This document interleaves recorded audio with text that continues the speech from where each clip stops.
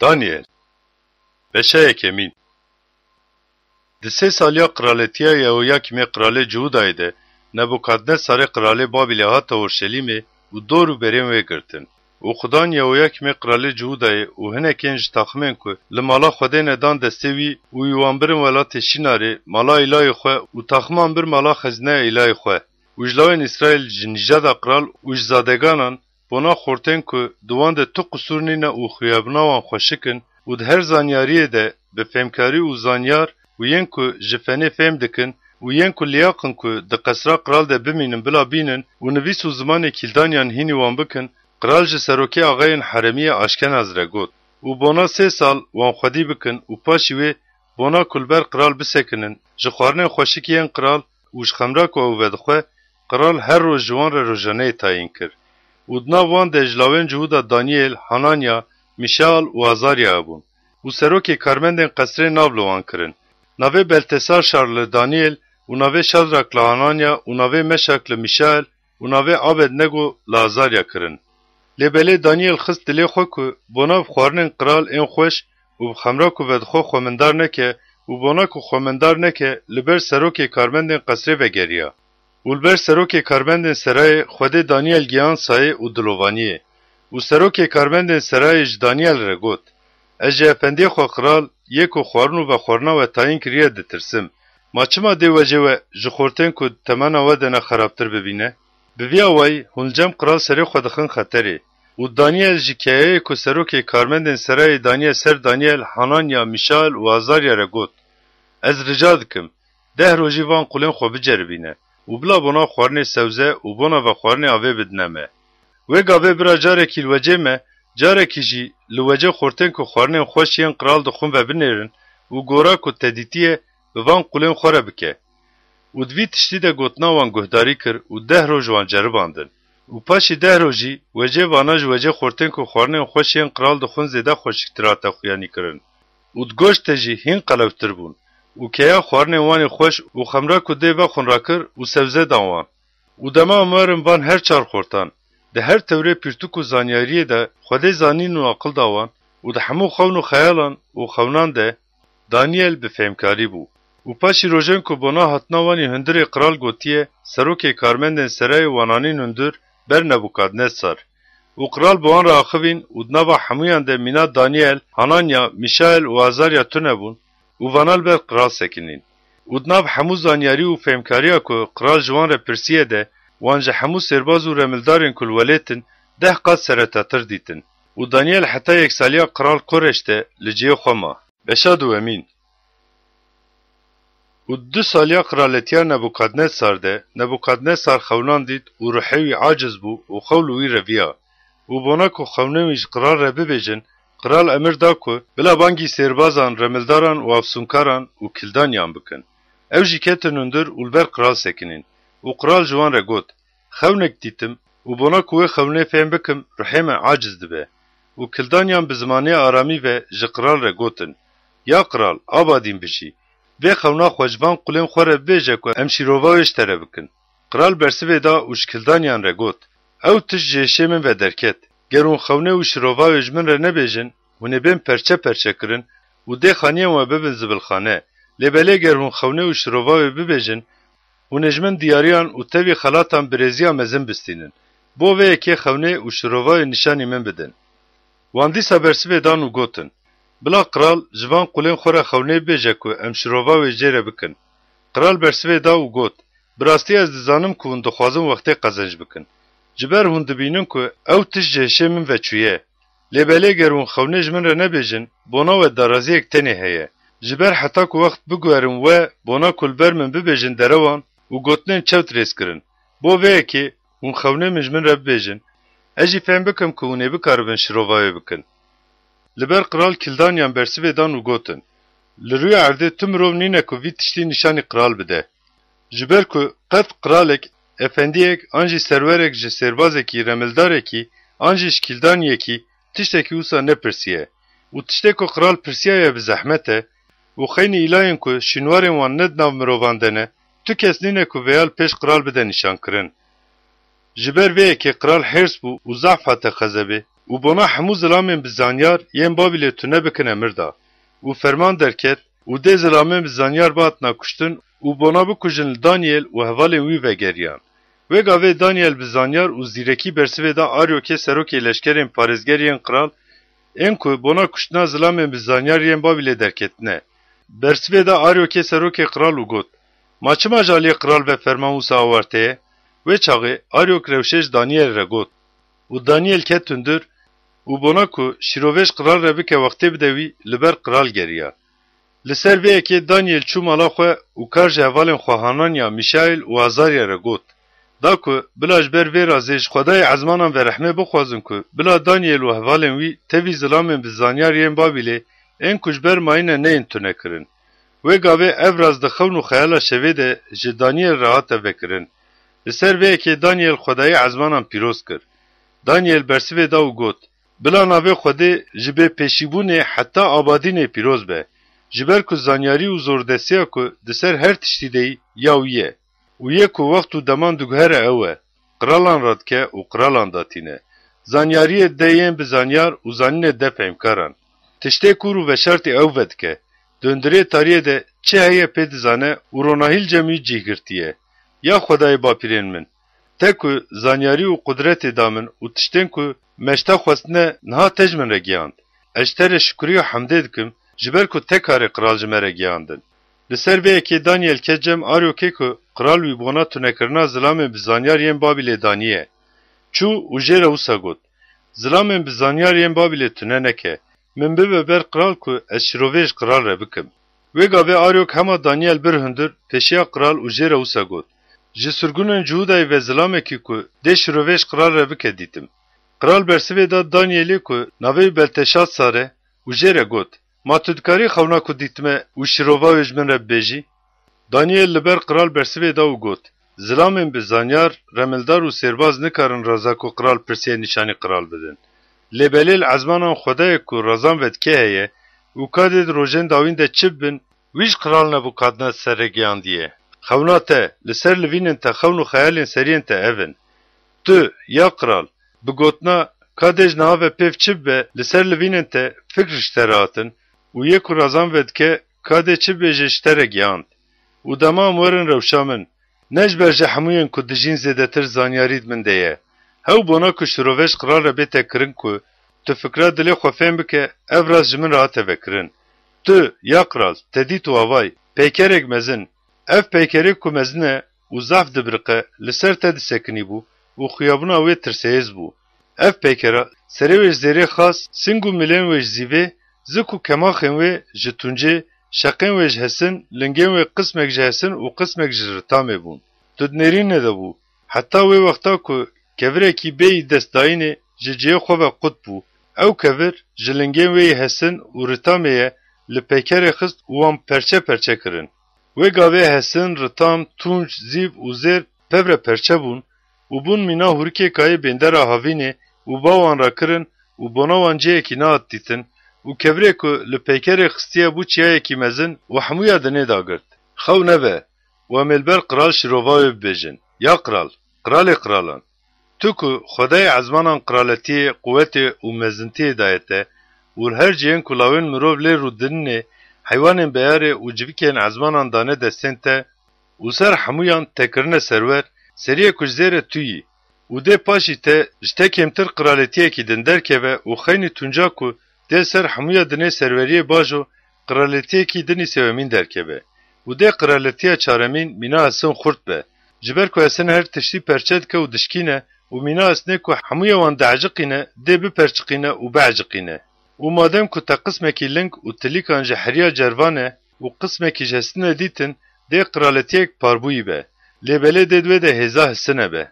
Ji ber ku te hesin tevî heriya ritamê dît û çawa ku qismekî tilîkên lingên wê ji hesin û qismekî ji ritamê ne, dê qismekî qiraletiyê xurt û qismekî wê bêhêz bin û madem ku te hesin tevî heriya ritamê dît, dê bi nîjada mirov re tevlî hev bibin. Lêbelê çawa ku hesin û ritam tevî hev nabin, dê ew jî bi hev re nezeliqin. û di rojên wan qiralan de, dê Xwedayê ezmanan qiraletiyekî ku abadîn xerab nabe damezirîne û dê serweriya wê ji neteweyekî din re neyê berdan. Dê ew ê hemûya van qiraletiyan perçe bike û dê wan biqedîne û dê ew ê abadîn bimîne. û madem te dît ku bêyî dest lê keve ji çiyê kevire qut bû û esin û tunc û ritam û zîv û zêrê perçiqandin, ka dêl pê vê yekê çi bibe, Xwedê ji qral re giyandiye û ew xewn rasteqîn û şîrovayê rast e.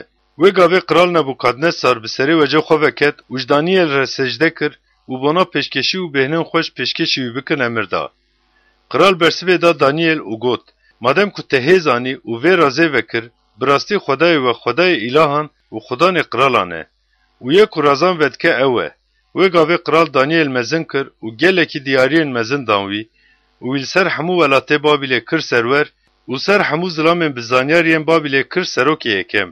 û Daniel ji qral xwest û ew jî Şedraqê, Meşaqê û Abednegoyê danîn ser karên welatê Babilê. Lêbelê Daniel di derê qral debû. Beşa sevemîn. Qral Nebukadnesar peykerekî zêr çekir. Qamawê 6 kes û firehiyawê 6 kes bûn. Li welatê Babilê di deşta Durayê de wê çikand û bona werin tirxana peykerê ku Nebukadnesar wê daniye ji bo civandina satrapan, qeymiqayman û waliyan, dadgeran, xezînedaran, müftiyan, feqiyan û hemû karmendên bilind yên welatan Qral Nebukadnesar şand. Wê gavê bona tirxankirina peykerê ku Qral Nebukadnesar wê çikandiye satrap, qeymiqaym û waliyan, dadgeran, xezînedaran, müftiyan, feqiyan û hemû karmendên bilind yên welatan civiyan û li ber peykerê ku Nebukadnesar wê çikandiye sekinîn. û bangewaz bi dengekî bilind bang kir. Ya neteweno, gelno û zimanno. Ji we re tête emirkirin ku dema hûn dengê borî, zirne, çeng, ûd, ribab, dahol û her tevrî dengê haletên muzîkê bibîzin, divê hûn bi dev û rû xwe bavêjin erdê û ji peykerê zêr yê ku Qral Nebukadnesar wê daniye re peristinê bikin. û her kî ku xwe navêje erdê û peristinê jê re neke, hema 2 saetê de dê bête avêtinê hundirê firna ku agirê wê pête. Li ser vê yekê wê gavê hemû neteweyan dema dengê borî, zirne, çeng, ûd, ribab û her tevrê haletên muzîkê bihîstin, hemû neteweyan, gelan û zimanan bi dev û rû xwe avêtin erdê û ji peykera zêr yê ku Qral Nebukadnesar daniye re peristinê kirin. Li ser vêya wê gavê hinek kildanî nêzik hatin û giliya Cihudiyan kirin. Bersivê dan Qral Nebukadnesar û gotin, ya Qral, abadîn bijî. Tu, ya Qral, tevgotina her zilamê ku dengê borî, zirne, çeng, ûd, ribab û her tevrê haletê muzîkê bibîzin, dê xwe bi dev û rû bavêjin erdê û ji peykerê zêr re peristinê bikin. û ger her kî ku xwe navêje erdê û peristinê neke, dê bête avêtinê hundirê firna ku agirê wê pête. Fermanê da. Yê hinek Cihudiyên ku tewandanîne ser karê welatê Babilê hene, Şadrak, Meşak û Abednego. Van zilaman, ya Qral te nehesibandin. Ji îlayên te re qultiyê nakin û ji peykerê zêr yê ku te daniye re peristinê nakin.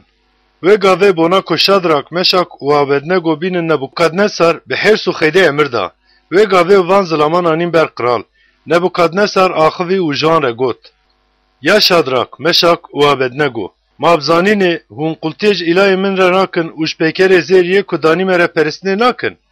Niha ger hûn bi bihîstina dengê borî, zirne, çeng, ûd, ribab û her tevrê haletên muzîkê bona bi dev û rû çûyîna erdê û ji peykerê ku çê kirime peristinê re amade bin, baş e. û ger hûn peristinê nekin, hema 2 saetê de hûn ê bên avêtinê hundirê firneya agirê wê pête. û ma îlayê ku wejdestê min xelas bike kî ye? Şadrak, Meşak û Abednego bersivê dan Qral û gotin, ya Nebukadnesar, li ser vê yekê ji te re bersiv dayîn ji me re hewce nake. Ger wisa bibe Xwedayê me yê ku em jê re qultiyê dikin dikare me ji firna ku agirê wê pête û dê me ji destê te xelas bike ya Qral. Ger nebe jî bila tu pê bizanibe ku ya Qral em ji îlayên te re qultiyê nakin û em ji peykerê zêr yê ku te daniye re peristinê nakin. Wê gavê Nebukadnesar bi hêrs ve tijî bû û dijî Şadrak, Meşak û Abednego ve şiklê wecê wî hate guhertin. Li ser vê yekê bersivê da û çawa ku ser adetê firne tê sorkirin, bila 7 qatî zêdetir sor bikin emir da. û bona ku Şadrak, Meşak û Abednego girê bidin û wan bavêjin firna bi agir, emir da hinek egîdên dijwar yên ku dartêşa xwe de ne. Wê gavê van zilaman wekî şelwerên wan, şaşikiyên wan, qeftanan û kincên wan îdin li ser wan bin hatin girêdan û hatin avêtinê hundirê firna ku agirê wê pête. Li ser vê yekê bona ku emrê Qral pêt û firne pir sor e, pêta agir zilamên ku Şadrak, Meşak û Abednego ragirtine û dibin kuştin. û ev her sê zilam Şadrak, Meşak û Abednego bi girêdayî ketin hundirê firna ku agre pete. Ve gave kral Nebukadnesar şaş û metal bû û bilezîr abû ser pêlan. Bi şîretkirên xwe re axivî û ji wan re got: Mamesê zilamên girêdayî naavêtin hundirê agir. Bersivê dan kral û gotin: Rast heya kral. Wî bersivê da û got: Avay, ez 4 kesên ku hatine vekirin dibînim. Di hundirê agir de dimeşin û tu xwesar li wan nebûne. Xuyabûna yê çaremîn jî mîna lawekî îlahan e. Wê gavê Nebukadnesar nêzîkî devê firna ku agirê wê pê tebû, axivî û got: Ya qulên Xwedayê bilind, Şadrak, Meşak û Abednego, derkevin derve û werin vir. Wê çaxê Şadrak, Meşak û Abednego ji nav agir derketin. û satrapan, qeymîqayman û waliyan û şîretkirên qral wekî cem hev civiyayî van zilaman dîtin. Li ser bedenên wan qudret agir tune bû û porê serên wan neşewitîbûn û rewşa şelwerên wan nehatibû guhertin. Bêhna agir jî daneketibû ser wan. Nebukadnesar axivî û got: Bila Xwedayê Şadrak, Meşak û Abednego pîroz be. Ew ku milyaketê xweşand û qulên xwe yên ku pê ewle bûn xelas kirin û ew ji gotina kral wêdetir derbas bûn û bona ku ji Xwedayê xwe cêtir jî îlayekî requltiyê nekin û neperistin bedena xwe dan. û ez fermanê didim ku her ne teve gel û zimanê ku li dijî Xwedayê Şadrak, Meşak û Abednego gotinê bibêje dê bête perçiqandin û dê xaneyên wan zibilxane bête kirin, ji ber ku tu îlahekî dinî wisa xelas bike nîne. Wê gavê kral Şadrak, Meşak û Abednego li welatê Babilê dan karên hîn jî bilindtir. Beşa çaremîn. Ji kral Nebukadnesar ve bona hemû neteve gel û zimanên li hemûya dinê verûdinin, bila xweşiya we pir be, bankirina nîşan û niwazeyên ku Xwedayê bilind bona min çêkirine ji min re qenca te xuya kirin. Nîşanên wî çi mezinin û niwazeyên wî çi xurtin, qiraletiya wî qiraletiyekî abadî ne û serweriya wî ji demê heta deman didome. Ez Nebukadnesar, ez di mala xwe rehet û di qesra xwe de di hundirê firehiyê de bûm. Xewnekî ku min tirsan dîtim û ser li vînên ku fikr û xewn û xeyalên serê min kesirandin. û bona ku hemû zilamên bi zanyar yên Babilê bînin ber min û bila şiroveya vê xewnê bigînin min fermanê dam. û sêrbazan, remildaran, kildanyan û efsûnkeran ketin hundir û min li ber wan xewnê got, lêbelê şirovê ji min re nekirin. Lêbelê ya dawîn Danielê ku ruhê îlayên pîroz tê de ne û li gora navê îlayê min Belteşatsar e, hate ber min û xewnê ji wî re gotim: Ya Belteşatsar, serekê sêrbazan ji ber ez dizanim ku ruhê îlayê pîroz di te de ne û tu rast dijwariyê ji te re nakin, xewn û xeyala xewna min û şîrova wê ji min re bibêje. Li ser livînê min xewn û xeyala serê min ev bû: nihêrtim û avay, li navenda dinê darek hebû û zeft bilind bû. Dar mezin bû û geş bû û qamayê giyaşt ezmanan û heta nîşka erdê dihat xuya kirin. Pelên wê xweşik û fêkiyên wê zêde bûn û di wê de bona her kesî xwarin hebû.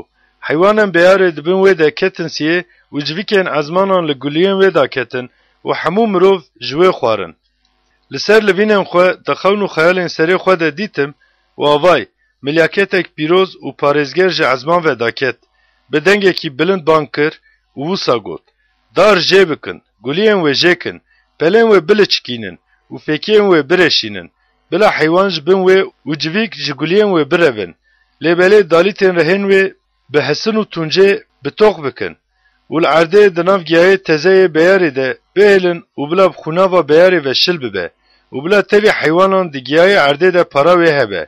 Bila dilê wê mirov bête guhertin û bila dilê heywan jê re bête dayîn û bila ji ser wê ve heft wext derbas bibe. Darazî fermana milyaketên parêzger û kar bi gotina pîrozan bûye. Da ku yên dijîn bila veya bizanibin ku li ser qiraletiya mirovan yê ku bilind e serweriyê dajo û wê de zilamê ku jê re dixwaze û herî nizmê mirovan datîne ser wê. Ez, Kral Nebukadnesar, vê xewna dîtim. Tu, ya Belteşatsar, şirova wê tu bêje. Ji ber hemû zilamên bi zanyar yên welatê min nikarin şirovê ji min re bibêjin. Lêbelê tu yê bikaribe ji min re bigihîne, ji ber ku ruhê îlayên pîroz di te de ye. Wê gavê Danielê ku navê wî Belteşatsar e, demekê çaşbûyî ma û fikrên wî kesirandin. Kral axivî û got: Ya Belteşatsar, bila xewn û şîrova wê te nekesirîne. Belteşatsar bersivê da û got: Efendiyê min, bila ev xewn li seriyên ku ji te dikerihin û şîrova wê li serê neyarên te bin. Ew darê te dît yê ku mezin bû geş bû Qama geşt ezmanan uç hemiya dinê ve dahat dîtin ew darê ku pelên we xweşik û fêkiyê wê pir bû û di wê de bona her kesî xwarin hebû. Heywanên beyarê li bin wê rûniştin û civîkên ezmanan li guliyên wê de hatin. Ew dar tûyî ya qral. Tu ku mezin bû û geş bû û mezintiya te zêde bû û geşt ezmanan û serveriya te geşt nîçikê erdê. û madem qral dît ku milyaketek parêzger û pîroz ji ezmanan vedaket, dar jê bikin û wê xerab bikin, lêbelê dalitên rehên wê bi hesin û tuncê pitoq bikin û li erdê nav giyayê tezeyê beyarê de bêlin û bila xwînava beyarê ve şil bibe û heta ku heft dem ji ser wê ve derbas bibin, bila tevî heywanan di giyayê erdê de para wê hebe digot. Ya qral, şirovê û fermana yê bilind ê ku bi ser efendiyê min qral ve hatiye ev e. Tu yê ji nav mirovan ve bê te qewrandin û tu yê tevî heywanên beyarê rûnê û dê mîna ganêran giyav te bidin xwarin û tu yê bi xwînava ezmanan ve şil bibe û heta ku tu bizanibe yê bilind li ser qraletiya mirov ve serweriyê dajo û wê de zilamê ku canê wî dixwaze, dê heft dem di ser te de derbas bin. û madem ku bona dalîta rihên darê bên berdan emirdan, tu paşî ku dizanî ezman serwerê dajon, dê qraletiya te bona te bê te peydekirin. Ji ber vê yekê ya qral, bila şîreta min ji te re meqbûl be û baweriya sucên xwe û bi heyfa xwe ya ku ji zebunan re tê fesadiyên xwe bişikîne, dibe ku rihetiya te bê te dirêjkirin. Hemûyên vana hatin serê qral Nebukadnesar. Paşî 12 meyî qraletiya Babilê li ser qesra wî digeriya. Qral axivî û got, bona ku bibe mala qral, Babîla mezin ya ku bi qudreta quweta xwe û bona mezintiya semiyana xwe ava kirime, ma ne ev e? Hîn gotin devê qral de bû ji ezmanan ve dengek daket. Ya qral Nebukadnesar, ji te re tê te gotin, qraletî ji te çû û tu yê ji nav mirovan ve bê te qewrandin û tu yê tevî heywanên beyarê rûne, dê mîna ganêran giyav te bidin xwarin û heta ku tu bizanibe yê bilind li ser qraletiya mirovan ve serweriyê dajo û wê de zilamê ku canê wî dixwaze, dê heft dem di ser te de derbas bin. û ev gotin li ser Nebukadnesar hema di wê saetê de hate cî û ji nav mirovan ve hate qewrandin û heta ku porên wî bûn mîna perîkên qertela û neynûkên wî mînayê civîkan dirêj bûn, mîna ganêran giya xwar û bedena wî bi xwînava ezmanan ve şil bû. û paşî wan rojan ez Nebukadnesar çavên xwe ber bê ezmanan ve rakirim û îşê min hate serê min û yê ku bilind e pîroz kirim û ji yê ku aba dîn dijî re hemd kirim û bilindahiyê dam. Ji ber ku serweriya wî serweriya aba dîn e û qraletiya wî ji demê heta deman didome û hemûyên ku li dinê rû dinin tuneyiyek tên hesibandin û di artêşa ezmanan de û di nav yên ku li dinê rû dinin de li gora xwesteka xwe dike. û tu kesê ku destê wî bisekinîne û jê re tu çi dikî bibêje nîne. Hema di wê wextê de hişê min hate serê min û bona bilindahiya qraletiya min, semiyana min û rewnaqiya minî dibiriqe dîsa hatin ser min û zilamên min yên mezin tevî şîretkirên min li min geriyan û ez di qraletiya xwe de hatim zexmandin û hîn jî qençtir tevî bilindahiya min bû. Niha ez Nebukadnesar, ez ji qralê ezmanan re şikir dikim û bilind dikim û meznayê didim wî, ji ber ku hemû karên wî rasteqînî û rêyên wî dadîne û yê qudreta wî heye ku dikare yên ku bi kibrê dimeşin nizm bike ew e. Beşa pencemîn. Qral Belşatsar ji zilamên xwe mezin ji 1000 kesî re ziyafetek mezin çêkir û li ber wan 1000 kesî xemrê ve xwar. Gava Belşatsar bi xemrê ve bi zewqê ket bona feraxên zêr û zîv yên bavê wî Nebukadnesar ji perestgeha ku li Orşelîmê anîne bînin û qral û zilamên wî yên mezin, jinên wî û cariyên wî bi wan vexwin emir da. Wê gavê feraxên zêrîn yên ku ji perestgeha mala Xwedê ya ku li Orşelîmê hatine derxistin anîn û qral û zilamên wî yên mezin, jinên wî û cariyên wî bi wan vexwarin. Xemrê vexwarin û ji îlahên zêr û zîv tunc hesin dar û kevir re pesnê dan. Hema di wê saetê de tilîkên destê mirovekî xuyanî bûn û li hemberî şimadan ki li ser sîwaxa dîwarê qesra qral ve nivîsand û qral kefa vî destê ku dinivîse dît. Wê gavê wecê qral hate guhertin û fikrên wî kesirandin û cihên lîvok yên pişta wî sist bûn û çongên wî li hev ketin. Bona remildaran, kildanyan û sêrbazan bînin, qral bi dengekî bilind bang kir. Qral bi zilamên bizanyariyên Babilê re axivî û ji wan re got, her kî vê nivîsê bixwîne û mana wê ji min re bibêje, dê erxewanî bê lêkirin و گردانیا زرین ده بحثی وی و بیت داکرن و ده هندره ولد تبه به سرور سوامین و گاوه همو ظلامین بزانیارین قرال کتن اندر لبلی هزنانین که نویسه بخوینن و معناوش قرال را ببیجن و گاوه قرال بلشاسار ضعف کسری و وجه و گوهری و ظلامین وی ین مزن شاش بون لسر گوتنا قرال و ظلامین وی ین مزن قرالی چاهت مالا زیافته قرالیچه آخوی و گوت یا قرال آبادین بجی بلا رامانن ته تنه ترسینن و وجه تبلا نگوهره لولات ته ظلامه کی کت ته در روحین ایلا امپیروز هنه هیه و دروژن بابه ته ده دوی در رونایی و فهمکاری و مینا زانیاری ایلا ان زانیار هاتیه دیتن و بابه ته قرال نبوکادنصر بونا که به سروکین رملداران کلدانیان و سربازان یا قرال بابه ته ویدانی جبر که دوی ظلامه که قرال نوی بلتشا سردانیه ده د دانیل ده روحی که هری قنج و زانین و فهمکاری روحی که شروعه خولان و وکرنا تشتنوکان و وکرنا گریکان آتیه دیتن. نها بلا دانیل بیتا بانکرن و دیوی معنی نشان بده.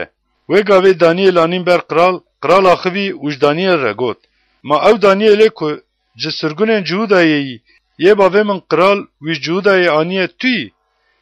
جبو تبیستم که دته ده روحی که ایلانه و روناهی و فهمکاری و زانیاریا هری قنج دته ده اونها بونا که وی نویسا بخوینن و معنا ویجمن رب بیجن ظلامن به زانیار رملداران آنین برمن لیبله هزنا آنین که معنا وی تشتی نشانی من بدن و بونا تبیستم که تدکاری معنان درخینی و تدکاری گریکان وب کی نها گر تو بکر به وی نویسه بخوینه و معنا ویجمن رب بیجه ده ارغوانیل تبکن و ده گردانیا زیرین بستیه توه داکن و تیدندره ولد ته ببه سرور سوامین. وی گاوه دانیل برسوه دا اولبر قرال گوت. بلا دیارین تشتره بن و خلاتین خوابیده کسه کیدن. از ایدیسا نویسش قرال را بخوینم. و از معناوی جره بگینم. یا قرال، خدای بلنج باویت نبوکادنصر را قرالتیه و مزنتیه و بلنداهی و روناقیه دابو و جبر مزنتیه که دایوی حموی نتویان گل و ظلامان جبروی لرزین و ترسیان. ظلامه که دخواست دکشت و ظلامه که دخواست بساغی داشت و ظلامه که دخواست بلند دکر و ظلامه که دخواست نظم دکر لیبله گاوا دلیوی بلند بو و رحیوی حتی کش سر خواه بچه توند بو جه تختا قرالتیه و هات داغستن و بلنداهی آوی جه سروی و هات راکرن و جناولاوین مروان و هات قوراندن و دلیوی مینای حیوانان تکرن و بکرین کوویر رونشت و مینا گانیران گیا پیدان خورن و حتی فهم کرد که لسر قرالتی مروف خدای بلند سروریه داجو و ویده ظلام که جانوی جیره دخوازه بدن اوی بخوینا و عزمانان و شل بو. اولاوی بلشاز سر تو چاوا که تو وانا حمیان و دزانی لیدی ساجی تدلی خود نظم نکر و الهمبری خدانی عزمانان تخوا بلند کر و فراغ مالاوی آنین برته و تو و ظلام انتی بلند جنین تا و جارین تا و بوان و خمره و خوارن و تجیلاین زیو و زیر و تونج حسن دار و کور ره جیلاین که نابینن و نابیزن و زانین آوانین ره پسنی دا و تمزنتیه ندا خوده او خدایو که حلمات دسته ویده و حمور این تیین وینه و گاوه اف دست جالی وی و هاتشاندن و اف نویس هات نویساندن و نویس اکواتیا خط کرن اوه منه تکل و فارسین معنا وی تشتی اوه منه خود روژن قرالتیا تجمارت و داویا ویانی. تکل تو ترزیه ده هات وزناندن و تکیمات دیتن پرس ولات تاعت پارکرن و جمدان و فارسان راحت داین. وی گاوه بلشاسر امر دا و ارغوانیل دانیل کرن و گردانیا زیرین بستیوی ودا کرن و بگوتنا دید هندره ولد تبه سرور سویم بوناوی بانک کرن. بلشاسر قرالی کلدانی وی شوی آته کشتن. و داریوسه مده گاوا 62 سالی بو قرالتیا وی بدست وخست. بشا ششمین وکیل هندره حمویا ولد تهبن 120 ساتراپی لسر ولد و وکی یک دانیل به سه وزیران لسر وان دانیج داریوس را قنجا تخویانی کرن. دا که بلا وان ساتراپان حساب بدن وزیران که بلا خسار نگیجا قرال. وی گاوه دانیل جو وزیران وش ساتراپان را سرطتر بو وجبر که دوی در روحی که هری قنجا تدیتن و قرال پیشنیاری کرد که وی دین سر حمویا ولید. و گاوه وزیر و ساتراپان لفرسنده گریان که لدیجی دانی از جکارین ولید و گلیه بکن. لیبله نه فرسنده گلی کرنه نه جی سوجه دیتن. جبر او دلسوز بو û dwî de ne xetakek ne jî sûca te dîtin. Wê çaxê van zilaman gotin, ger em li dijî vî Danielî ji ber zagona Xwedayê wî nebînin, em ê li dijî wî fersenda gilîkirinê nebînin. Wê çaxê van wezîran û satrapan bi ser qral ve kom bûn û jê re wisa gotin. Qral Darius, aba dîn biçî, ji îlakî an jî ji mirovekî, xey nîşteya qral, her kî heta 30 rojê xwestekekê bixwaze, ji bo biavêtinî kortala şêran, bo zagona qral û qedexeyiya xurt bête dîtin, hemû wezîrên welat, qeymiqaymên wê û satrapên wê şîretkir û waliyên wê bi hev re şêwirîn. Niha ya qral, qedexeyiyê deyne, li gora zagona Medan û Farisan, ya ku nayê guhertin nivîsê destxet bike ku bila neguhere. Li ser vê ya qral Darius nivîsê û qedexeyiyê destxet kir. û dema Daniel bihîst ku nivîs hatiye destxetîkirin, çû mala xwe û şivakeyên odeyê wî ber bi Orçelîmê vekirîbûn, û mîna ku berê dikir, di rojê 3 carî çong danî û dua kir, û li ber Xwedayê xwe şikiriye kir. Wê gavê van zilaman bi ser hev ve kom bûn û Daniel li ber Xwedayê xwe di dua û lavakirinê de dîtin. Wê gavê nêzik hatin û bona qedexeya qral li ber qral gotin. Mab gotina ku her zilamê ji îlayekî an jî ji mirovekî, xeynî teş kesekî din ya qral, ger tiştekî bixwaze bila bête avêtinî kortala şêran, te qedexeyiyekê destxet nekir. Qral bersivê da û got, li gora zagona Medan û Farisan ya ku nayê guhertin, ev gotin rast e. Wê gavê bersivê dan û li ber qral gotin. Ji sirgunên Cihudayê vî Daniela te ya qral û nivîsa ku te destxet kiriye nahesibîne û rojê 3 carî duaya xwe dike.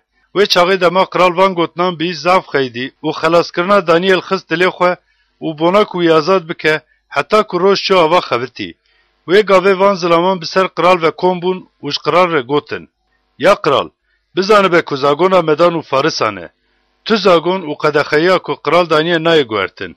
Wê çaxê qral emir da û Daniel anîn û avêtin kortala şêran. Qral axivî û ji Daniel re got. Xwedayê te yê ku bêsekin tu jê re qultiyê dike, dê ew ê te xelas bike. û kevrekî anîn û danîn devê kortalê û ji bona ku derheqê Daniel de tu tişt neyê guhertin, qral bi gustîlka xwe yî mohrê û bi gustîlka mohrê ya zilamên xwe yî mezin kevir mor kir. Wê çaxê qral çû qesra xwe xwarinê nexwar û viya wayî şevê bihart û taxima sazê nanîn ber wî û xewa wî reviya. Wê çaxê qral sibeyê pir zûra bû û bilezî çû kortala şêran û dema nêzîkî kortalê Daniel bû, bi dengekî bi keser feryat kir. Qral axivî û ji Daniel re got, ya Daniel, qulê Xwedayê zindî, ma Xwedayê te yê ku te bêsekin jê re qultiyê dikir, te ji destê şêran xelas kir. Wê çaxê Daniel ji qral re got, ya qral, aba dîn bijî, Xwedayê min milyaketê xwe şand û devê şêran girtin û nepelişîn min. Ji ber ku li ber wî min de sûc nehat dîtin û li ber te jî ya qral, karekî bi zirar nekirim. Wê çaxê qral zef kêfxweş bû û bona ku Daniel ji kortalê derxînin emir da. û Daniel ji kortalê ve hate derxistin û dwî de tu êş û birîn nehat dîtin, ji ber ku bi Xwedayê xwe ve ewle bûbû. û qral emir da û wan zilamên ku giliya Daniel kiriye anîn û wan, lawên wan û jinên wan avêtin kortala şêran û hîn negihaştibûn binê kortalê, şêran wan hingavtin û hemû estiyên wan şikandin. Wê gavê qral Darius ji hemû netewê gel û zimanên ku li hemûya dinêr û dinin re nivîsandin. Bila xweşiya we zêde be, ez fermanê didim ku mirovên li welatê di hemûya qiraletiya min de ne, bila ji Xwedayê Daniel ve bilerzin û bitirsin. Ji ber ku ew Xwedayê zindî ye û bi abadînan ve her tim daîm û nemir e û qiraletiya ku dê xera nebe, qiraletiya wî ye û serweriya wî heta da wî yê didome. Xelas dike û azad dike û li ezmanan û li erdê nîşan û nûezayan bikartîne. Yê ku ji lapuşkê şêran Daniel xelas kiriye ew e. û di qiraletiya Darius de û di qiraletiya Koreşê Farsî de karên vî Danielî qenc çûn. Beşa heftemîn. Di sala yekem ya Belşaz sarê qiralê Babilê de, Daniel di nav livînê xwe de xewnekê û xewn û xeyalên serê xwe dîtin. Wê çaxê xewnê nivîsand û hemûyên van tiştan gotin. Daniel axivî û got, şevê di xewn û xeyalê xwe de dîtim, û avay, 4 bayên ezmanan êrişî behra mezin kirin. û ji behrê ji hev cudatir 4 cenawirên mezin derketin. Ya yekem mîna şêr bû û bazikên wî yên qertele bûn. Heta ku bazikên wî hatin jêkirin û ji erdê ve hate rakirin û mîna mirov li ser 2 pêlî hate sekinandin nêrtim û dilekî mirov jê re hate dayîn.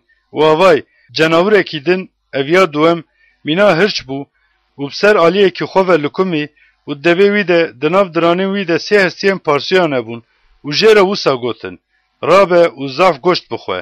Paşî viyan nihêrtim û avay. Yekî din wekî piling bû û li pişta wî çar heb bazikên civîka hebûn û çar heb seriyên vî cenawrê hebûn û serwerî ji wî re hate dayîn.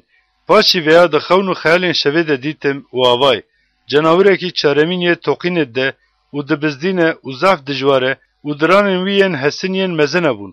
Da diqurt û diperçiqand û yê ku ji ber maye jî bilingên xwe ve dicût. Ji cenawirên berî xwe hemûyan cudatir bû û 10 heb quloçên wî hebûn. Baş li quloçan nihêrtim û avay. Ji nav wan quloçekî din, yekî biçûkê wê derket û sê heb ji quloçên wî yên berî ji ber wê hatin rakirin û avay. Di vî quloçî de mîna çavên mirovan çav û devekî ku tiştên mezin dibêje hebûn. Heta ku text hatin avakirin û heta ku yê rojên wî kevnin rûnişt nihêrtim. Kincên wî mîna berfê spî û porê serê wî mîna peşmê paqij bû. Texta wî pêtên agir û tekerên wî agirê ku dişewitî bû. Ji ber wî çemê agir derdiket û deherikî. Bi hezaran hezar jê re xizmetê dikirin û bi 10 hezaran 10 hezar li ber wî li ser lingan disekinîn. Dadgeh hate avakirin û pîrtûka te vekirin. Ji ber dengê gotinên mezin yên ku quloç wan digot, wê gavê min dinihêrt heta ku cenawir hate kuştin û bedena wî hate tunekirin û bona dagir de bê teşewitandin hate dayîn nihêrtim. û gava em bên cenawirên din, serweriyên vana hatin stendin. Lê belê temenên wan heta demekê û heta wextekê hate dirêjkirin. Di xewn û xeyalên şevê de dîtim û avay. Yekî mîna lawê mirov bi ewrên ezmanan ve hat û hat heta cem yê ku rojên wî kevnin û li ber wî wî nêzik kirin. û bona ku hemû neteweyan gelan û zimanan jê re qultiyê bikin, jê re serwerî û meznayî û qiraletî hate dayîn. Serweriya wî serweriyek ku dê derbas nebe û abadîn be û qiraletiya wî qiraletiyek ku xerab nabe ye. Lê ez, Daniel, rihê min di hundirê qalbê min de êşiya û xewn û xeyalên serê min kesirandin. û nêzîkî yekî ji yên ku li ser pêlan disekinin bûm û ji ber hemû van yekan bi gotina gelo rasteqînî çi ye jê re pirsîm û ji min re got û mana van tiştan ji min re giyandin. Ev çar cenawirê mezin çar qiralê ku dê ji erdê ve derkevene. Lê belê dê pîrozên ku yê bilindin qiraletiyê rayêjin û dê heta abadînê û heta abadînê ew ê qiraletiyê bi dest ve bigirin. û ji ber cenawirê çaremîn yê ku ji hemûyan cudatir e û diranên wî yên zaf tirseyêz ji hesin û neynûkên wî ji tuncê ne û dadiqurtîne û diperçiqîne û yê ji ber mayiyê jî bilingên xwe ve dicû û ji 10 quloçên ku li serê wî ne û ji ber quloçên din yê derketiye kara steqînî çi ye xwestim ku fêm bikim, ew quloçê din yê ku ji ber wî sê quloç ketibûn û çavê wî hebûn û devê wê yê ku tiştên mezin dibêje hebû û xuyabûna wî ji yên din girtir bû. Nihêrtim û pîrozan û ew quloçî pevre cengê dikirin. û heta yê ku rojên wî kevnin were û darazî ji pîrozên yê bilindin re bête dayîn û heta yên pîroz qiraletiyê bi dest vexistin, li dijî wan bi ser veket. Wisa got, cenawirê çaremîn dêr ser erdê ji hemû qiraletiyan cudatir, hemûya erdê daqurtîne û dê be qiralê çaremîn yê wê bicû û biperçiqîne. û dema em werin 10 quloçî, dê ji vê qiraletiyê 10 qiral derkeve û dê piştî wan yekî din derkeve û dê ji yên berê cudatir be û sê qiralî bixîne.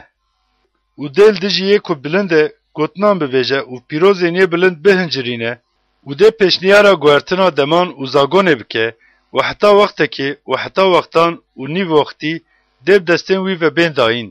Lê belê dê dadgeh bête damezrandin û bona ku heta dawiyê serweriya wî biqedînin û tune bikin, dê wî rayêjin.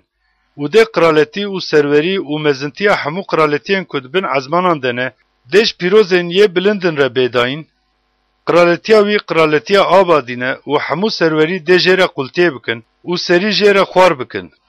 Dawiya kar heta vê derê, lê ez, Daniel, fikrên min tirsandin û wecê min xweguherî, lê belê vî karî di dilê xwe de veşartim. Beşa hiştemîn. Paşê xewn û xeyalat destpêkê de ji min re hate xuyakirin, di sala sewemîn ya qiraletiya Qral Belşasar de ji min re ji Daniel re xewn û xeyalek hate xuyakirin. û di xewn û xeyalê de dîtim û wisa bû ku dema min dît ez li qesra Şûşanê ya li Elamê bûm û di xewn û xeyalê de dîtim û ez li cem çemê Ulayê bûm û çavên xwe rakirim û nihêrtim û avay. Liber çemberanek sekinî bû û du qloçên wê hebûn û ev her du qloç bilind bûn. Lê yek ji yê din bilindtir bû û yek ku bilind e dawiyê derket. Min beran ber bi Rojava û Bakur û Başûr ve di qoç lêdanê de dîtim û qet tu heywan hêz nanî ku li ber wî bisekine û kesî ku ji destê wê xelas bike tune bû û li gora xwesteka xwe kir û xwe mezin kir. û dema ez di ramanê de bûm, avay, ji ser hemûya rûyê erdê ve ji Rojavayê nêriyê kat û lingên wî bi erdê ve nedikket. û di nav çavên nêrî de qloçek wî yê ku bi ber çavan ve dikete bû. û hat cemberanê ku min wîlcem çem sekinî dîtibû û du qloçên wî hene û bi tundiya hêza xwe bi ser wî ve teqizî.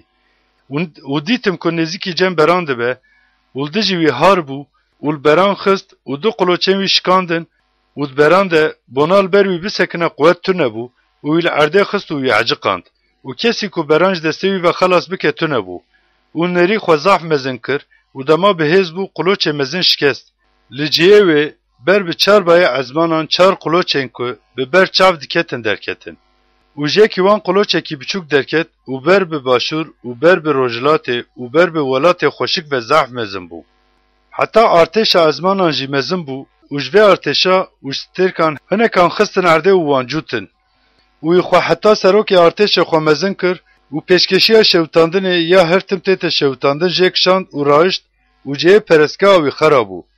û artêş û pêşkeşiya ku her tim tête şewitandin ji ber gunehê ji destê wî re hatiye dayîn û rasteqîniyê li erdê xist û tiştê ku dixwest kir û karê wî qenc çû. û pîrozê ku digot bihîstim û pîrozekî din jiyê ku gotnê dibêje re got.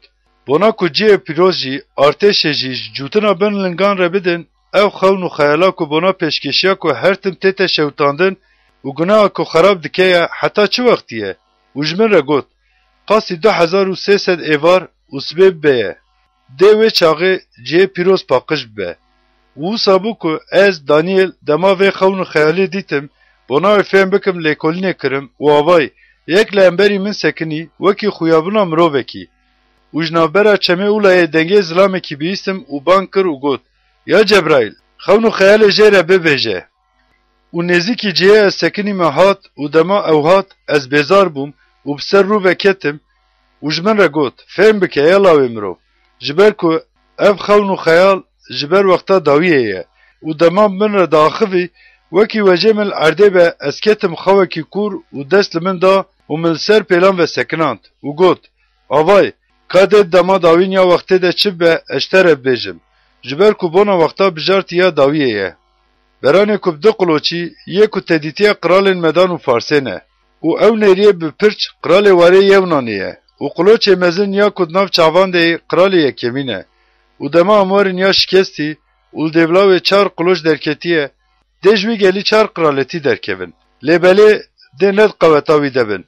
û dema dawîn ya qiraletiya wan de dema gunehkaran qeysên xwe dagirin, dê qiralekî wecê wî tund û ji tiştenokan fêm dike derkeve û dê hêza wî xurt be, lê belê ne bi quweta wî û dê di rewşekî şaş dike de xerab bike û dê karê wî qenc here û dê xwesteka xwe bike û dê zilamên dijwar û dê netawa pîroz helaq bike û dê bi aqiliya xwe fenekiyê destê xwe de biberdar bike û dê xwe di dilê xwe de mezin bike û dê gelekî zilamên di nav ewlekariyê de ne helaq bike û dê li dijî serokê serokan serî de, lê belê dê bêyî ku dest dêkeve bişkê. û ev xewn û xeyala êvarê û sibeyê ya ku hatiye gotin rast e, lê belê tu xewn û xeyalê veşêre, ji ber ku bona gelekî rojan e. û ez, Daniel, ez ji bîr veçûm û bi rojan re xweş ketim û pişt re rabûm û karên qiral çêkirim û vê xewn û xeyalê şaş bûm, lê belê kesî ku fêm bike tune bû. Beşa nehemîn.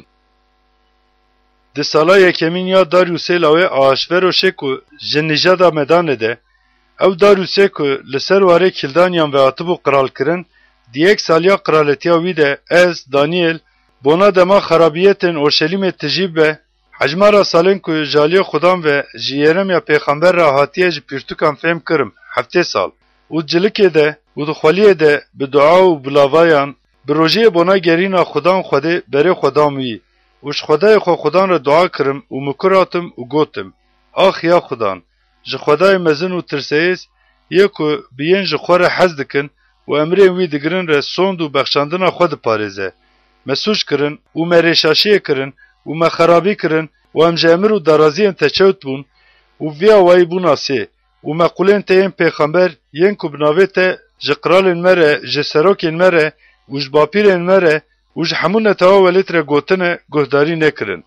یا خدان دادیش تره و میناکو ایرو جوسه رو رشیج مره جمرین جهود ایره و جین کو لورشلیم رو دنن ره و جبر خاینتیا کل دجی تکرنه لحمو ولاتن کو تواناجوتنه جحمویا اسرائیلا کو لنزی کو دوره.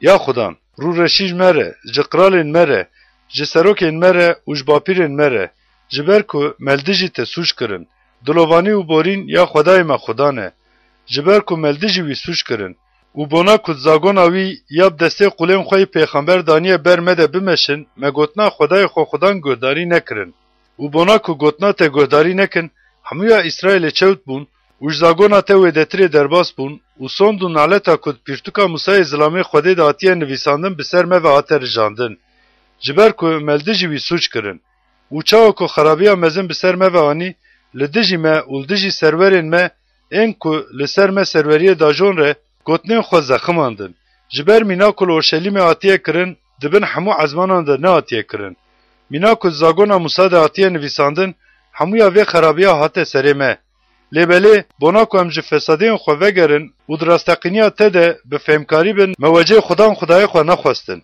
و داننا خرابی کو آنی سرمه ده خدان به زیرکی کر و آنی سرمه جبر کو ده همو کاری خوی دیکه ده خدای ما خدان بداده و ما گوتناوی گهداری نکرن و نها تکو تنتا خو جواره مصری به دسته که خورد و درخستن و مینا کو ایرو جوسه تشخور نابودن قزنش کر یا خدای ما خدان مسوج کرن ما خرابی کرن جبر همو کارین تی بدادی یا خدان از اوین اشتره دکم بلا حرس و خیدات تج باجار ته جورشلیم جچیای تی پیروز وگره وسا کو جبر سوجن ما و جبر فسادی باپیرن ما اورشلیم و نتوا تج هموین کل دورا منر رسوابون اونها یا خدای ما دعا و لاوایم وی قوله خو گهداری بکه و وجه خو سر پرسکا خوی ویرانه دوغرا خدان ده ببرقینه یا خدای من گوه خو خوار بکه و ببهیزه چاوی خو وکه اولویرانه انمه اولباجارن کو بناوی ته تبان کرن بنیره جبر کو نجبر باوریامه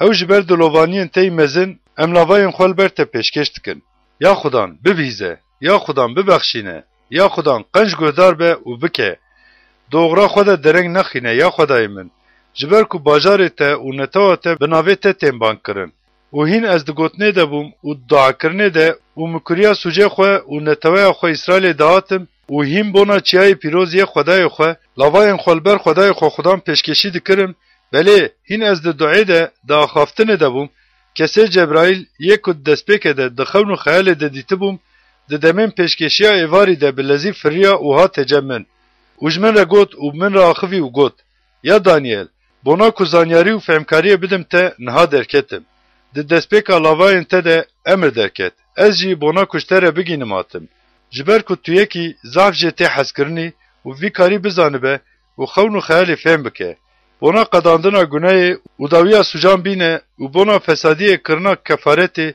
و بونا کو باوریا آبادین بینه هندر و خون و خیالی و پیغمبرتی مور بکه و بونا پیروزا مس بکه لسر نتواته ولبر باجار تی پیروز هفته هاته تثبیت کرن و بزانه به و فهم بکه که بونا و کرنا اورشلیمه و بونا آنینا روشاوی بری جدرکتنا امر حتی سرور تو هاتیه مس کرن ده هفته و 6 هفته ده هبن و دیسا ده او بکوچه و بکنده به آوا کرن ده اوجی ده دما تنگاسیه ده به و پاس شیوان 6 هفته ای ده که هاتیه مس کرن به تجه کرن و آویتن و ده تشتکی ویتونه به و ده نتوا سروری که ورا باجر و جه پیروز خراب کن و ده داویاوی به توفانه به و ده حتی داوی جنگ به جبو بوینا خرابیه جه قرار هاتاین و ده بگل کانه پیمان خورد یا هفته اکی ببره و نوا هفته ده قربان و پیشکشی بسکنینن و ده سر بازکن تشته مکروه کسی که خراد که وره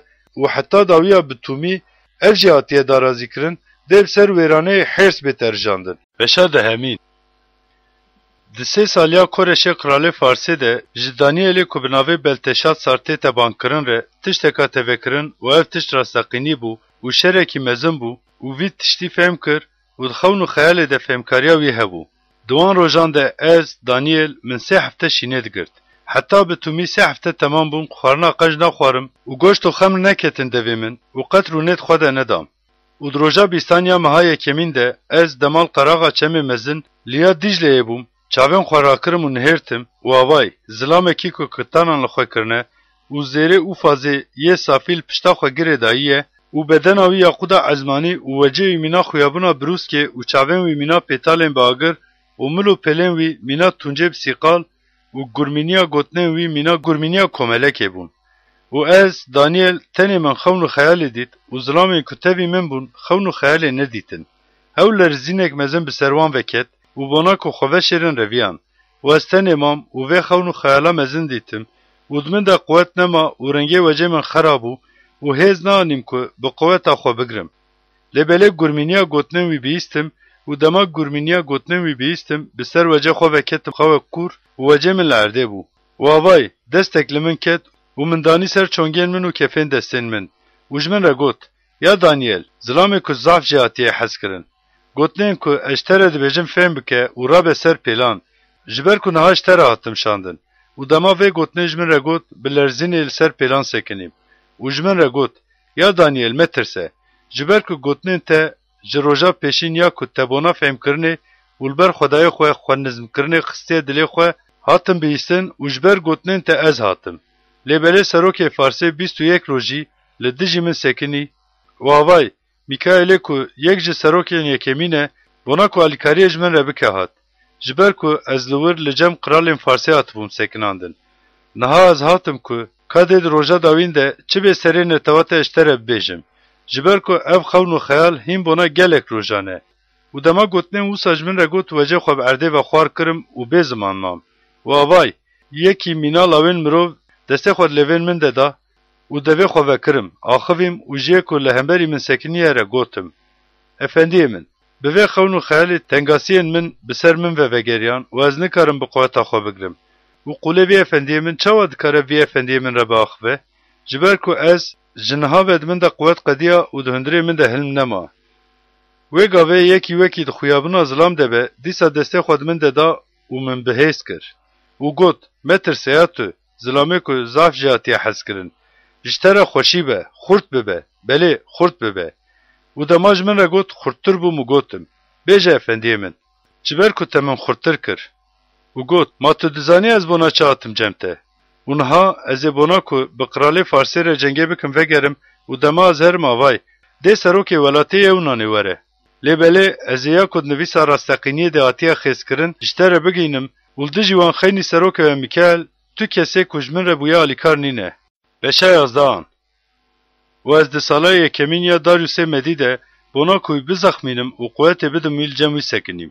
û niha ez rasteqîniyê ji te re bigînim. Avay, dêl Farsê hîn sê qiralê din derkevin û dêyê çaremîn ji hemûyan jî dewlementtir bibe û dema ji ber dewlemendiya xwe xurt bibe, dêl dijî welatê Yewnanê hemûyan nişyar bike. û dê qiralekî egîd derkeve û dê bi hêzekî mezin serweriyê bajo û dêl gora xwestina xwe bike. û derkeve dernekeve dê qiraletiya wî bişkê û dê ber bi çar bayê ezmanan ve tarûmar bibe, hew dê nebona nîjada wî û li gora serweriya ku ajotiye be, ji ber ku dê qiraletiya wî ji rihê ve bê terakirin û yên ku ne ji wan be dê bibe yên din. û dê qiralê başûrê û yek ji serokên wê xurt bibin û dê serok ji wê hîn jî xurttir be û dê serweriyê bajo, dê serweriya wî serweriyek mezin be û dê paşî salan yek bibin û bona ku pevkirinê bikin, dê qîza qiralê başûr were cem qiralê bakur. Lê belê dê nikar be bi hêza bazûya xwe bigire û dê ev qiral jî bazûyê wî jî nesekinin. Hew pîrek û yên wê anîne, bavê wê jî yên ku wê çaxê bûne alîkarê pîrekê jî dê bidin dest. û li devla wî dê ji hên wê pîrekê zîlek derkeve û dê were artêşê û dê bikeve birca qiralê bakur û dê wan re biştexile û bi ser wan bikeve.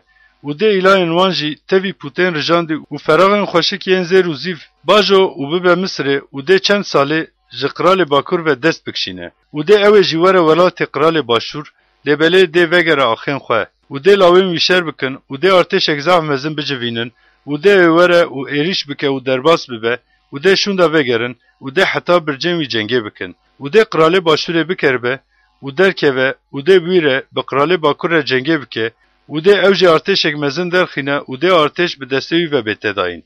û dema artêş ji holê ve bê terakirin, dê dilê wî binepixe û dê bi 10,000 mirovî bixîne. Lêbelê dê bi ser ve nekeve. û dê Kralê Bakurê dîsa were û artêşek jiya yekem hîn jî mezintir derxîne û paşî wextan, paşî salan dê bi artêşek mezin û zaf bi amadekarî were. û dê wan wextan gelekan li dijî Kralê başûr ve bisekînin. Zordestên netewat te jî bona xewn û xeyal bê tecih dê rabin. Lêbelê dê bikevin. û dê Kralê Bakurê were û dê meterîsê deyne û bajarekî bi dîwar bistîne û hêzên başûr û netewa wî ya bijartî dê nikarbin di berxwe bidin û dê bona berxwedanê hêz tune be. û yê ku li dijî wî rabe, dê li gora xwesteka xwe bike û li dijî wî tu kes nikare ku bisekine û dê li welatê xweşik bisekine û dê helaq di destê wî de be. û bona bi hemû hêza xwe qiraletiyê ve were, dê berê xwe bide û dê bûyre şertên pevkirinê hebin û dê vana bikin û bona ku welêt helaq bike, dê ew êşqîzên pîrekên xwe qîzekê bide wî. Lêbelê dê qîz nesekine û dê nebeya wî. Paşî wê dê berê xwe bide giraveyan û dê gelekan bistîne. Lêbelê dê serokek dawiya heqaretên ku ew dikin bîne. Dê heqareta wî jî vegerîne ser serê wî. Dê wecê xwe bizîvirîne bircên welatê xwe. Lêbelê dê tilpekî bibe û bikeve û êdî dê neêdîtin. û dê li devla wî kesek derkeve ku dê ji warê ku meznahiya qiraletiya wî lê ye, kesê ku bi zorê nerxê bide hev bişîne. Lêbelê mîna ku net ker bû cengê de be, dê di hundirê çend rojî de bişkê. û zilamekî şerefa qiraletiyê nedane wî û bişûk hatiye dîtin dê derkeve ciyê wî. Lêbelê dê dema ewlekariyê de were û dê bi çaplûsîkirinê qiraletiyê bi dest ve bixe. û dê li quwetên ku êrîş kirine ji ber wî ve êrîşê bikin û dê bişkên û dê rêberê peymanê jî bişkê. û paşî peymana ku bi wî re hatiye kirin, dê bi fenekiyê bike û dê derkeve û dê bi gelekî biçûk ve xurt bibe.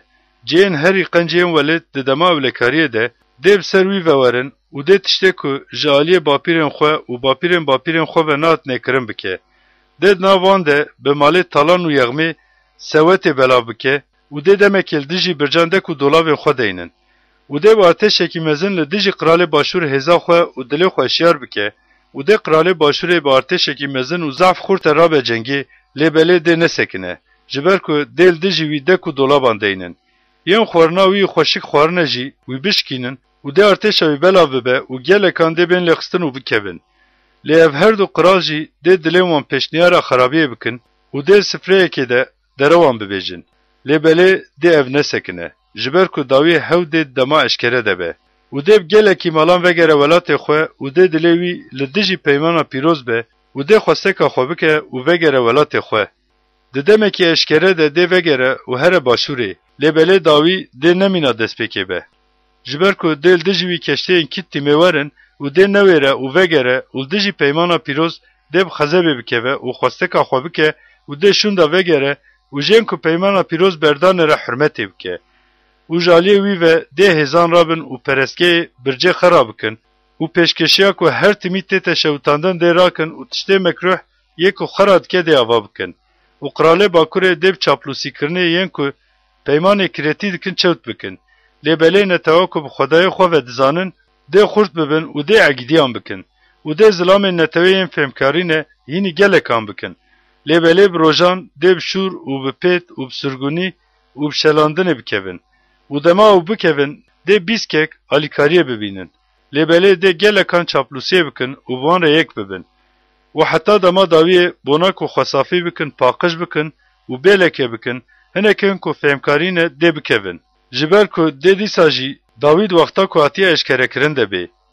û dê qiral li gora xwesteka xwe bike û dê xwe bilindtir bike û dê xwe ji her îlahî ve mezintir bike û dê li dijî xwedayên îlahan tiştên ku şaş dikin bibêje û heta ku xezeb temam bibe, dê kar qenc here, ji ber ku tiştê hatiye darazîkirin dê bête kirin. Ne jî îlahên bapîrên xwe re, ne jî jiyê ku pîrek beriya wî dikin re, dê ji tu îlahî re hürmetê neke, ji ber ku dê ew xwe ji hemûya mezintir bike. Lêbelê dê li devla wî mezintiyê bide îlahê bircan û dê bi zêr û zîv û kevirên bi qîmet re û bi tiştên xweşik ve mezinayiyê bide îlahekî ku bapîrên wî pê nizanin. û dê bi alîkariya îlahekî biyan bi bircên herî zexm ve mijûl bibe, dê gelekî mezintiyê bide herkesê ku vî îlahî dinasin û dê wan bi ser gelekan bikin serwer û wekî ku berdêl be, dê welêt di nav wan de par bike.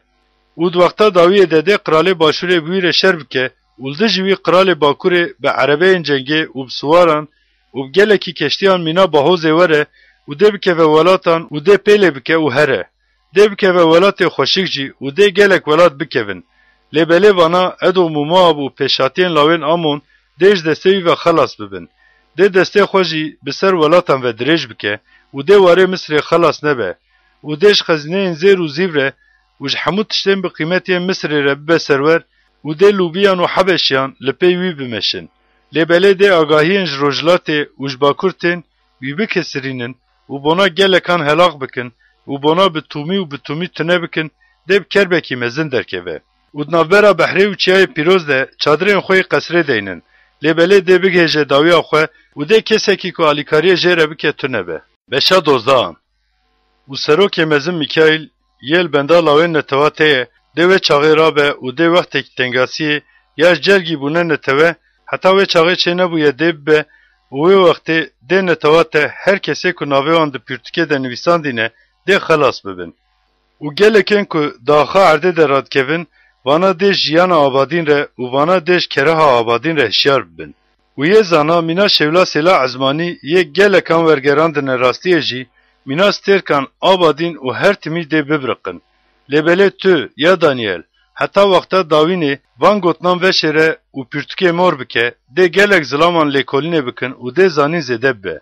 û ez Daniel nihêrtim û avay du zilamên wekî din yek li vê qeraxa çem û yê din li qeraxa dinî çem sekinî bûn. û yekî ji zilamê ku kitanan li xwe kirine û ser avên çemê sekiniyê re got. Çi qaswex ji dawiya van nuwazeyan re hene? û zilamê ku kitanan li xwe kirine û ser avên çemê sekiniyê bihîstim. Destê xwe yê rastê û destê xwe yê çepê ber bi ezmanan verakirin û bona mafê yê ku abadîn zindiyê sondê xwar. Dê wextek û wextan û nîv wext bin û dema şikandina quweta netewa pîroz biqedînin dê van tiştan hemû biqedin. û min ev bihîst lê belê fêm nekirim û gotim efendiyê min dê dawiya vêya çi bibe? û got here Daniel ji ber ku heta wexta dawînê van gotnan veşartîne û morkirîne. Dê gelekan xwe paqij bikin û xwe bêleke bikin û dê bên safîkirin. Lê belê dê yên xerab xerabiyê bikin û dê tu kesî ji yên xeraban fêm nekin. Lê belê yên bi fêmkarîne dê fêm bikin. û ji roja ku pêşkeşiya her timî tê teşewitandin bête rakirin û roja ku tiştê mekruhiyê xera dike bête çikandin dê 1209 roj bibe. Xwezî lê ku di ber xwe de bide û bigêje roja 1335. Lê belê tu heta ku bibe dawîn here ji ber ku tu yê bigêje rehetiyê û dawiya rojan de tu yê ji bo stendina mêrasa xwe hişyar be.